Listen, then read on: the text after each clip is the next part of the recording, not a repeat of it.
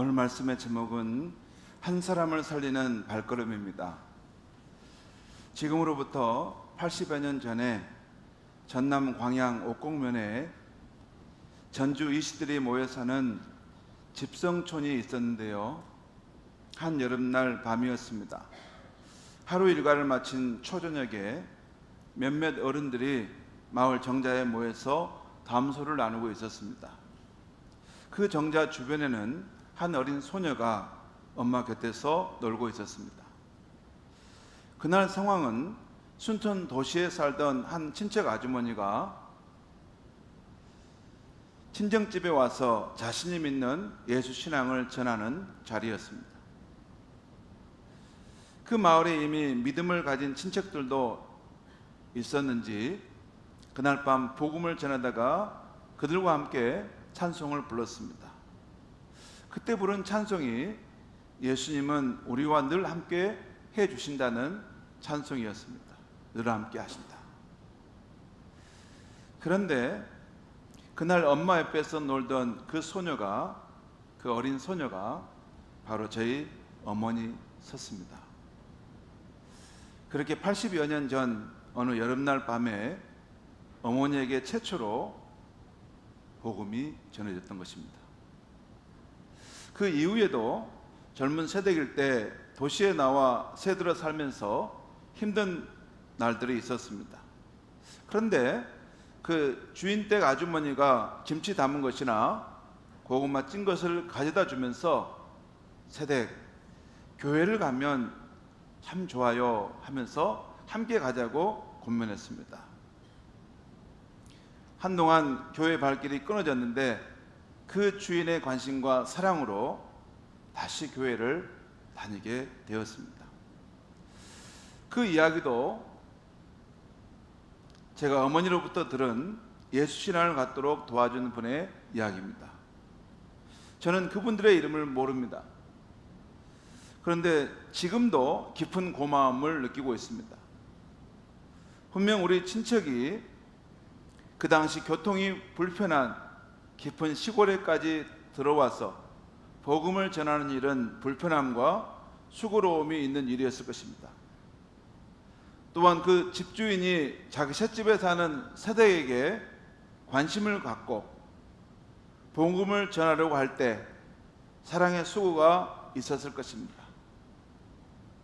그래도 그들은 자신이 믿는 예수 신앙을 전하기 위해서 한 사람을 향한 사랑으로 나아갔던 것입니다.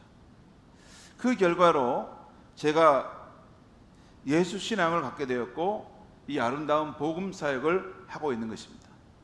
제 인생에 가장 아름답고 축복된 선택은 제가 대학을 다니고 공부를 하고 다른 것 때문에 아니고 예수를 내 인생의 가장 소중한 분으로, 내 생명의 구주로, 나의 영원한 친구로 만나게 된 것입니다.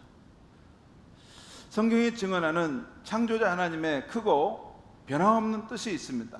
그 뜻은 하나님 모든 사람을 아주 많이 사랑하시고 구원하기를 원하신다는 것입니다. 우리 각 사람이 생각하는 것보다 마치 어린아이가 그 부모의 깊은 마음을 헤아릴 수 없는 것처럼 하나님이, 창조자 하나님이 나를 얼마나 사랑하시는지 우리는 다 알지 못합니다. 그런데 하나님은 나와 여러분을 아주 많이 사랑하신다는 것입니다. 이것을 위해서 그의 독생자이신 예수님을 그 광활한 우주를 건너 저 별을 지나서 이 낮고 천한 우리 가운데 가까이 오셨다는 것입니다. 예수님께서 이 땅에 사는 날 동안 한 곳에 계시면서 사람들을 불러 복음을 전하신 것이 아닙니다. 예수님은 언제나 모든 도시와 마을을 두루 다니시면서 하나님 나라 복음, 전도의 삶을 사셨습니다. 오늘 우리가 본 마태복음 9장 35절 말씀에 보면 예수께서 모든 도시와 마을에 두루 다니사 그들의 회당에서 가르치시며 천국 복음을 전파하시며 모든 병과 모든 약한 것을 고치시느라. 이것은 한 번만 그랬다는 말씀이 아닙니다. 예수님의 공생애의 삶은 그가 인류의 죄를 담당하셔서 대신 십자가에 달려 죽기 전까지 그가 하셨던 그 일은 모든 도시와 마을로 두루 다니사 그 회당에서 천국 복음을 가르치시고 이 복음을 듣고 구원함을 받으라고 했고, 또한 하나님의 나라가 임하지 않으므로 그 병들고 아픈 사람들의 몸을 하나님 나라 권세로 치유하시고 회복하신 일을 하셨습니다. 여기 두루 다니사라고 할 때 이 두루라는 말은 빠짐없이 골고루라는 그런 국어사전의 뜻이 있습니다.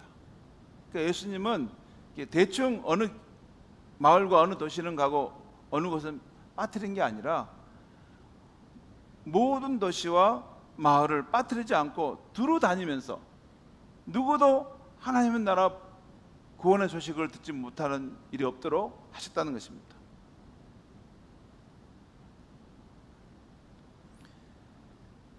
우리 예수님은 이 거라사 지방에 살던 그 귀신 들린 자를 구원하시는 것도 불편을 감수하고 거칠은 바다를 건너가서 그를 구원하신 것입니다. 우리 예수님은 요한복음 4장에 보면 그 갈릴리에서 예루살렘으로 오실 때도 일부러 사마리아 그 지역을 지나서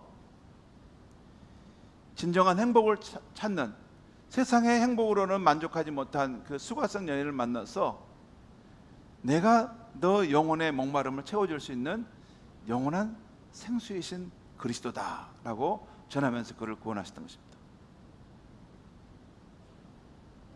그리고 이제 예수님은 이 일을 그분을 따르는 우리 그리스도인들에게 부탁하셨습니다.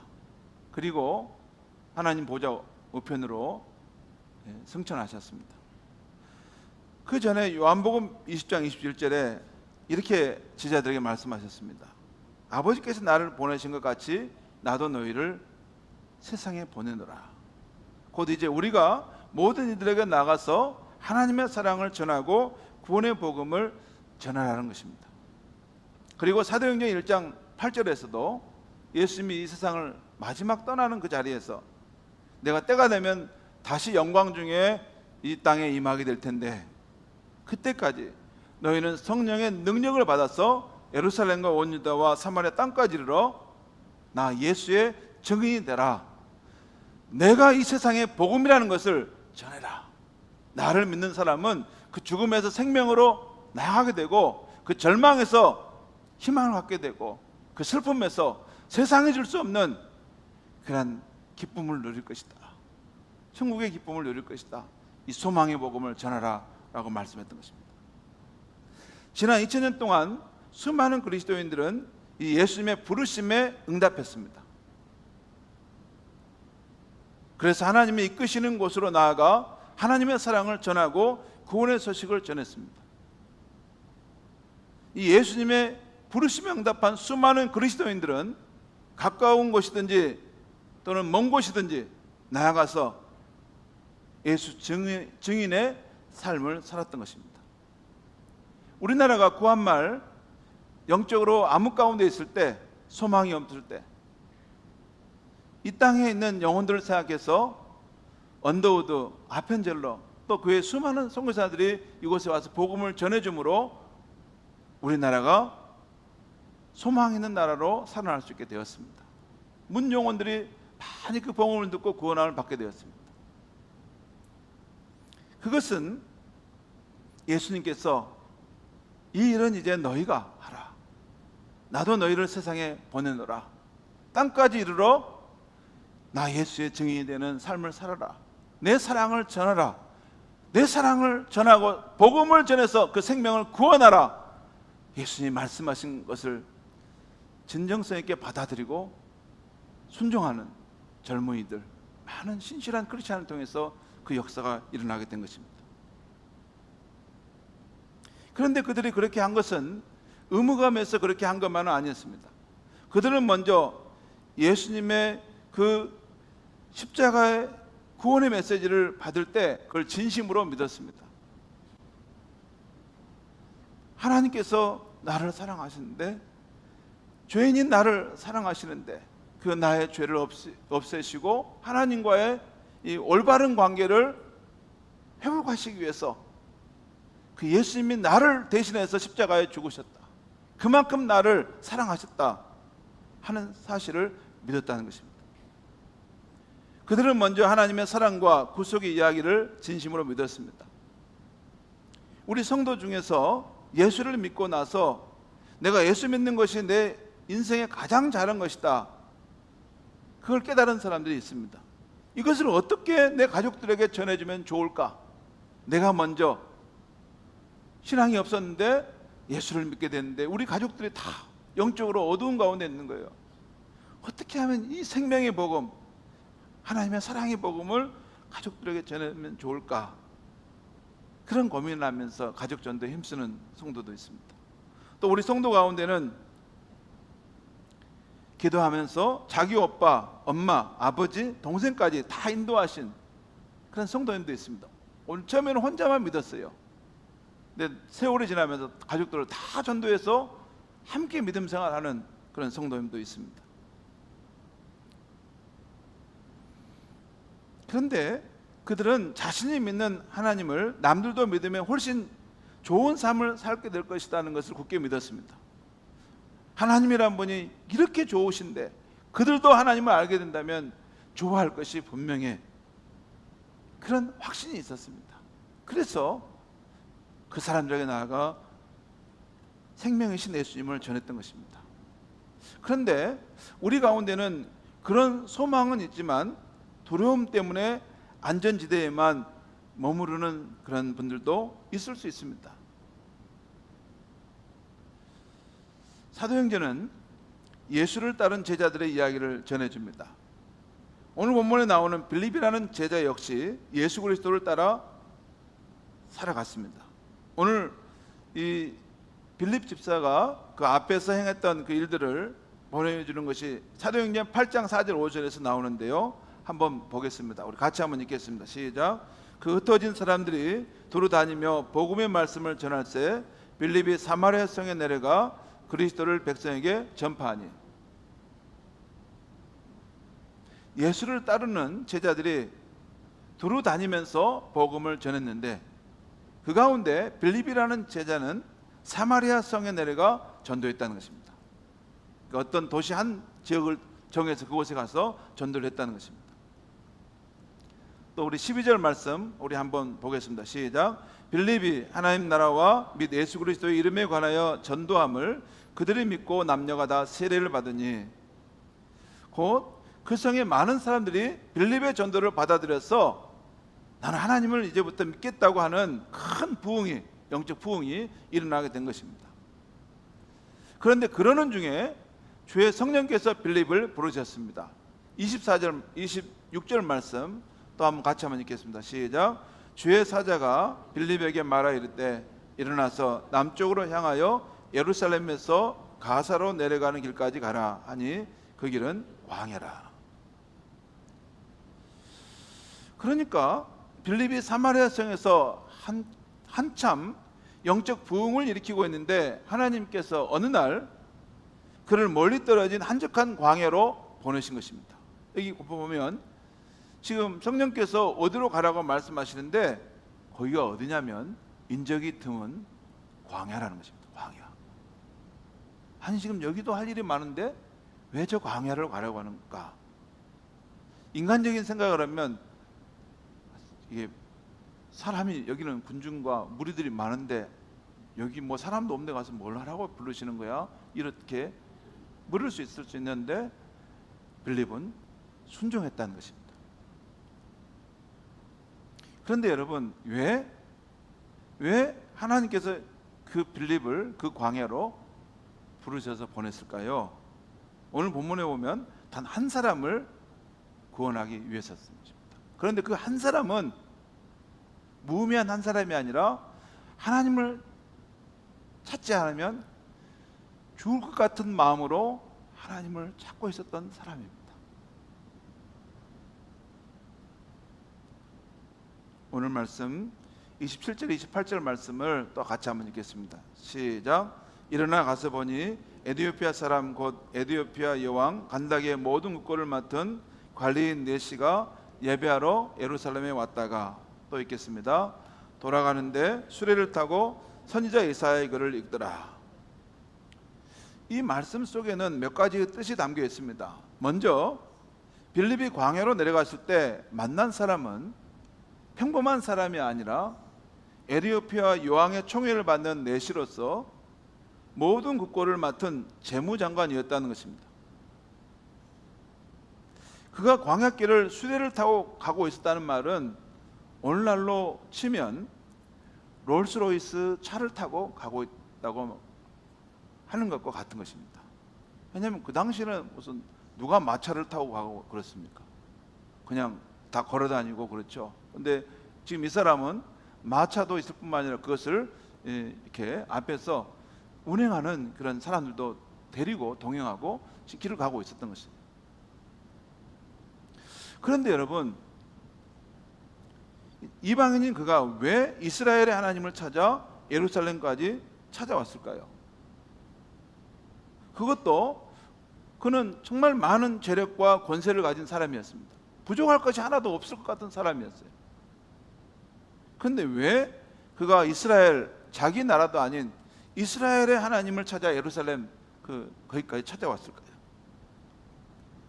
그 사람의 마음에는 세상의 그 무엇으로도 채울 수 없는 허전함과 만족감이 채우지 않는 그 자리가 있었던 것입니다. 그래서 그 갈망을 채우고자 하나님의 성전이 있는 예루살렘을 찾았던 것입니다. 여러분, 재산이 있고 권세가 있는 사람들은 하나님을 찾지 않을까요? 별로 우리가 전한 예수님의 복음을 들을 필요 없을까요? 아닙니다. 여러분, 그렇지 않습니다. 재산이 있고 권세가 있는 사람도 인생의 일이 자기 뜻대로 풀리지 않을 때가 있습니다. 그리고 실패하는 일이 있을 수 있고 사람과의 관계가 어려울 수도 있고 또 어떤 위기 상황에 처할 수도 있고 그러다 보면 정말 죽을 똥 말똥 열심히 살았는데 어느 순간 모든 것이 무너질 수밖에 없는 상황 속에 놓일 수가 있습니다. 그러면 그때 인생이 더덥고 허무하다는 걸 느끼고 과연 사는 의미가 뭘까? 왜 우리는 이 땅에 살아가는 것인가? 그런 인생의 궁극적인 질문을 던지는데 주변에 그걸 답을 해줄 사람이 아무도 없습니다. 아무도 없어요. 여러분, 사람은 이 빵으로만 살 수 없습니다. 왜? 영적인 존재이기 때문입니다. 영이신 하나님을 직접 만나야만이 그 영혼의 목마름을 채워줄 수 있는 그 공간을 우리 마음에 갖고 살아가는 것입니다. 하나님만이 채워줄 수 있는 그 사랑의 공간이 우리 안에 있어요. 그런데 세상의 어떤 것으로도 그것은 만족될 수 없는 것이에요. 이 에디오피아 이 넷시가 이 이스라엘의 하나님을 찾아왔던 것은 그랬던 것입니다.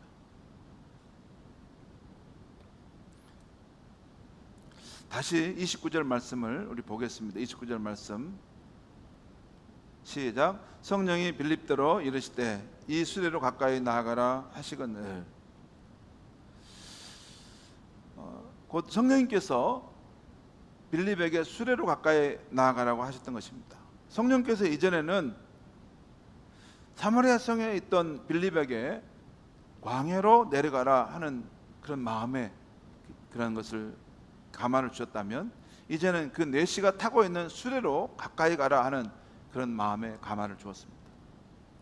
30절 31절 말씀을 또 같이 읽겠습니다. 빌립이 달려가서 선지자 예사야의 글을 읽는 것을 듣고 말하되 읽는 것을 깨닫느냐? 또 봅니다. 대답하되 지도해 주는 사람이 없으니 어찌 깨달을 수 있느냐 하고 빌립을 청하여 수레에 올라 같이 앉으라 하니라. 여러분, 우리 성도님들이 조금만 성경 지식을 갖고 있으면 이 상황은 굉장히 놀라운 상황에 지금 빌립이 놓이게 되는 것입니다. 왜냐하면 오늘 본문에 일어난 사건을 보면 모든 상황을 하나님께서 주관하고 계시다는 것입니다. 어느 날 빌립의 마음을 움직여 그 광야로 인도하신 것도 에디오피아 내시가 예루살렘 성전을 찾아왔다가, 여러분 왜 예루살렘 성전을 찾아옵니까? 거기 말고 다른 종교의 신을 찾아갈 수도 있는데 예루살렘 성전을 찾아왔어요. 그리고 그 시간대에 그 광야길을 지나가고 있었습니다. 왜 그랬을까요? 그리고 두 사람이 만나는 타이밍도 너무 절묘합니다. 그러니까 오늘 본문을 잘 보면 빌립이 에디오피아 내시를 만났을 때 놀랍게도 그 사람이 구약 성경 이사야서를 읽고 있었습니다.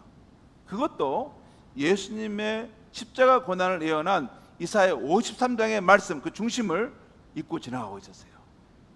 여러분, 이사야 53장은 구약 성경에서 가장 중요한 이 본문의 말씀 중에 하나입니다. 왜?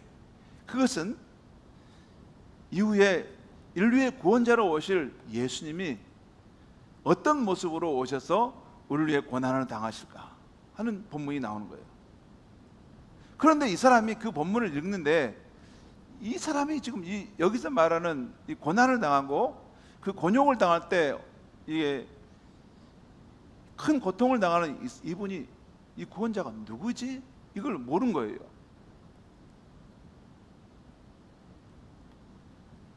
그 의미를 깨닫지 못했던 것입니다. 바로 이 모든 상황이 빌립이 예수님에 대한 복음을 전할 수 있도록 하나님이 인도하고 계셨던 상황인 것입니다. 이 상황 속에서 빌립은 입을 열어서 그 사람이요, 바로 하나님이 보내신 구원자 예수님이십니다.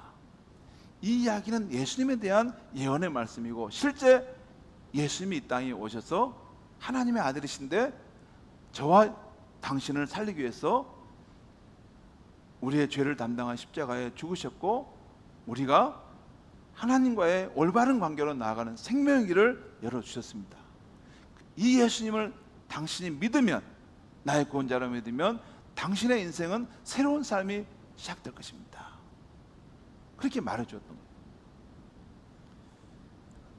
결국 빌립은 하나님의 성령에 이끌려서 하나님이 역사하시는 자리에 참여하여 복음을 전했는데, 그 사람은 예수를 믿게 되고 세례를 받게 된 것입니다. 그 내용이 지금 오늘 본문 또 36절 8절 말씀입니다. 같이 한번 읽겠습니다. 길 가다가 믿는 곳에 이르러 그 내시가 말하되, 보라 물이 있으니 내가 세례를 받음이 무슨 거리낌이 있으랴.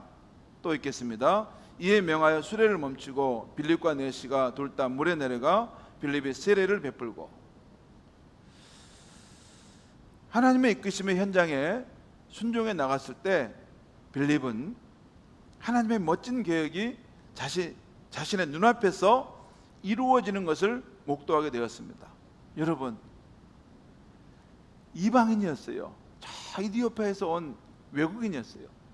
그리고 그 왕의 총애를 받는 그런 재무장관인, 이 세상에 부와 권세에 부족함이 없는 사람인데, 그 사람을 만났을 때 예수님이 바로 당신을 사랑하셔서 당신을 구원하기 위해 십자가에 죽으시고 부활하신 분입니다. 그분을 믿으십시오 했더니 그 사람이 마음을 열고 받아들였다는 거예요. 그리고 오히려 내가 세례를 받으면 어떻겠소? 라고 해서 세례를 받고 갔다는 것입니다. 여러분, 이런 상황을 목도할 때 빌립은 얼마나 가슴이 벅찼을까요? 성도 여러분, 이런 하나님의 이야기 속으로 들어가려면 우리 현재의 자리에만 머물러서는 안 됩니다. 예수님이 거라사 지방에 귀신 들린 자를 만나기 위해서 바다 건너편으로 간 것처럼 우리도 저편으로 건너가야 합니다. 빌립이 성령의 감화에 순종하여 광야에 나아갔던 것처럼 우리도 하나님이 부르신 현장으로 나아가야 합니다. 아니, 목사님, 나는 안 하고 싶은데요. 나는 그렇게 그런 부담이 되는 삶을 살고 싶지 않은데요. 그건 괜찮습니다. 그건 괜찮은데, 중요한 것은 하나님의 멋진 역사, 하나님이 나를 통해서 한 영혼을 살리시고 구원해 가시는 그런 역사는 보지는 못하는 것이죠. 하나님이 일하시는 멋진 구원의 역사에 참여하려면 성령께서 주시는 감동이 있을 때 용기를 내보는 것입니다. 그리고 그 사람에게 가까이 가보는 것입니다. 저희 어머니에게 찾아와서 복음을 주었던 그 사람처럼 말입니다. 그런 모습은 새로 알게 된 이웃에게 관심을 갖고 좋은 관계를 맺는 것입니다. 또 그런 모습은 직장 동료, 가까운 친구, 친척, 복음이 필요한 사람을 만났을 때 관심을 갖고 관계를 형성해 보는 것입니다. 또 그런 모습은 우리 교회가 금주부터 하는 전도활동, 동네 한 바퀴를 돌며 사람을 만나 전도하는 활동에 참여해 보는 것입니다. 전도지도 한 번씩 전해 보는 것입니다. 또 그런 모습은 우리 가족 중에 마음이 닫혀 있는 배우자나 자녀나 또는 누구든지 정말 저분과는 내가 담을 쌓고 산다, 내가 저 사람에게만은 복음을 내가 알려주고 싶지 않다, 그런 사람일지라도 사랑으로 섬겨보면서 근본 전도축제에 초청을 해보는 겁니다. 나를 이겨보는 것입니다. 물론 우리 현실은 사람들에게 거부당할 위험이 있습니다. 어리석게 보일 수도 있습니다. 또한 우리가 사랑의 수고를 하며 그렇게 노력했는데 실패할 수도 있습니다. 우리 교우들 가운데 한 분은 자기 남편을 그렇게 교회로 인도하려고 했는데 결국 실패한 것이에요. 그래서 저를 보고 에이 목사님, 내가 얼마나 공들여 했는데 끝끝내 안 오는 거예요. 또 한 권사님은 자기 친구를 전도하려고 했는데 오기로 한 그날 다른 약속을 하면서 거절한 것입니다. 아마 여러분들도 한 사람을 주께 인도하려다가 그렇게 거부당하고 실패한 경험들이 있을 것입니다. 그럼 여러분, 우리가 실패한 것입니까? 아닙니다. 원래 복음은 그렇게 전해지는 것입니다. 성령님께서 때로는 나를 출발점으로 사용하실 때가 있습니다. 내가 한번 딱딱한 누군가의 마음밭을 어렵게 갈아 놓게 되면 다른 사람이 바톤을 이어받아서 씨앗 한두 개를 뿌리게 되는 것입니다. 때로는 성령님께서 나를 중간 단계로 이끄실 때가 있습니다. 이를테면 복음의 우호적인 사람을 만났을 때 관심 어린 말과 대화로 그 마음이 더 열리게 하는 것입니다. 이것은 물과 영양분을 주는 것 같습니다. 그리고 성령님은 우리가 다 익은 열매를 수확하는 자리에서 나를 사용하실 수도 있습니다. 성령님이 여러분과 저에게 어떤 역할을 맡기실지는 우리가 모릅니다. 그래서 더 흥미로울 수 있는 것입니다. 최근에 제가 우리 교회 안에서 본 것은 어떤 집사님이 자기가 아는 후배를 전도하는데 처음에는 도무지 관심이 없더라는 것입니다. 그러다가 그의 삶에 힘든 일이 있게 되자 그제야 복음을 받아들이고 가까이 하더라는 것입니다. 그러더니 이제는 하나님과 친밀히 사귀는 기쁨을 알게 되었고 또 다른 분들을 교회로 인도하게 된 것입니다. 성도 여러분, 전도를 할 때 우리가 꼭 기억해야 할 것이 있습니다. 전도는 절대 우리 힘으로 할 수 있는 것이 아닙니다. 전도는 하나님이 역사하시는 현장에 우리가 이끌림을 받아서 우리에게 주어진 역할을 할 뿐인 것입니다. 너는 가서 사랑의 봉사를 해라. 너는 가서 저 사람에게 전도지를 주고 관심을 보여라. 너는 가서 그를 위해서 기도하고 그의 삶에 대한 것을 관계를 맺으라 하면 그때그때 우리에게 주어진 상황에 순종하는 것입니다. 하나님이 주도하시는데 우리의 본분은 하나님 어떤 역할을 맡기시든지 성령님께 순종하겠습니다. 어떤 일이든지 저를 사용하여 주시옵소서 라는 태도로 나아가는 것입니다. 여러분, 금주부터 우리 교회가 한 번에 한 사람을 찾아 전도하는 일을 시도하려고 합니다. 코로나 때문에 그동안 우리가 소홀히 했는데 이제 다시 일어나 복음의 사람으로 살려고 하는 것입니다. 우리가 참된 믿음의 사람으로 예수님을 믿는 것만이 아니라 예수를 따라서 한 번에 한 사람을 사랑하고 구원하는 일에 동참하려고 하는 것입니다. 우리가 받은 예수님의 생명은 남에게 전하지 않으면 점점 메말라가게 되어 있습니다. 우리가 받은 예수님의 사랑은 남에게 전하지 않으면 처음에는 뜨거웠는데 사라지게 되어 있습니다. 하지만 전할수록 우리 안에 예수님의 생명은 더 풍성해지는 것입니다. 전할수록 우리 안에 예수님의 사랑은 더 실제인 것이 되고 더 뜨거워지는 것입니다. 오히려 내가 전도하다가 어려움을 당하면 오히려 예수님의 사랑이 더 뜨거워지고 예수님이 나를 사랑하신 것을 그때 느낄 수 있습니다. 내가 예수님과 함께하고 있구나 하는 것입니다. 그래서 찬송가에도 이 복음을 전하지 않으면 그 사랑을 모른다는 찬송이 있는 것입니다. 성도 여러분, 근본 전도 축제를 준비하면서 교구별로 전도하는 그런 동네 한 바퀴 도는 전도 운동에 참여해도 좋습니다. 나 혼자 기도한 후에 나의 VIP를 찾아가서 관심 어린 대화도 하고 식사를 사는 것, 또 때가 무르익으면 영적 대화를 시도하는 것도 좋습니다. 아니면 한 번도 엄두를 내지 못했던 내 가족에게 다시 한번 마음의 문을 열고 사랑의 섬김으로 시작하셔도 좋습니다. 또 코로나로 발길이 끊긴 우리 목장 가족들에게 관심을 갖고 전화도 하고 또 작은 선물 하나 사들고 찾아가 보는 것도 좋을 것입니다. 아무쪼록 지금은 하늘 문이 열리는 은혜 받을 만한 때요 구원의 날입니다. 꼭 주의 성령의 감동을 받고 나아가 사랑을 전하며 한 사람을 살리는 예수님의 제자의 삶을 우리 함께 살 수 있게 되기를 바랍니다. 기도하겠습니다. 하나님 아버지, 오늘 이 아침에 우리의 마음 가운데 오셔서 우리 예수님께서 한 사람을 살리러 이 땅에 오셨는데 바로 그 한 사람이 하나님을 떠나 탕자처럼 살았던 바로 나라는 것을 이 아침에 깨닫게 하여 주시옵소서. 나 한 사람을 사랑으로 구원하시기 위해서 예수님이 당하셨던 그 희생의 삶이 얼마나 큰 것이었던 것을 깨닫게 하여 주시옵소서. 너가 이 사랑을 받았으니 너 또한 이 사랑을 전해야 되지 않겠느냐. 주님의 부르심 앞에 순종하여 우리도 예수님처럼 예수 사랑을 마음에 깊이 안고 한 사랑을 품고 눈물로 기도하며 그 생명을 살리기 위해서 나아갈 수 있는 그런 사랑의 발걸음을 행하는 우리가 될 수 있게 하여 주시옵소서. 예수님의 이름으로 기도하옵나이다. 아멘.